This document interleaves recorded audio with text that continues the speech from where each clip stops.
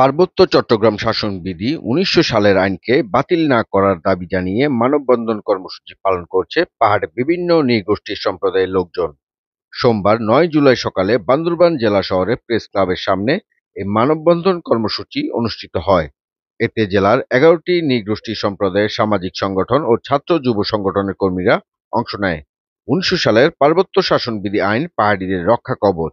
এটি বাতিল করা হলে পাহাড়িদের অস্তিত্ব সম্মুখীন হবে বলে জানান বক্তারা। বাতিল করার জন্য ষড়যন্ত্রের লিপ্ত হয়েছে তাদেরকে চিহ্নিত করে আইনের আওতায় আনবেন। পাশাপাশি আমাদের যে দাবি মার কাছে, রাষ্ট্রের কাছে, আমরা রাষ্ট্রের একটা অংশ, আমরা যারা পাহাড়ি জনগোষ্ঠী আছে, আমাদের নিজস্ব সংস্কৃতি, নিজস্ব কথা, যে কথা যুগ যুগ শত শত বছর ধরে আমরা চালিয়ে আসছি। মানববন্ধনে বক্তারা বলেন, সামাজিক রীতিনীতি ও প্রথাগত চর্চাকে স্বীকৃতি দিয়ে ব্রিটিশ আমলে করা হয় ১৯০০ সালের আইন, যা হিল ট্যাক্স ম্যানুয়াল নামেই পরিচিত।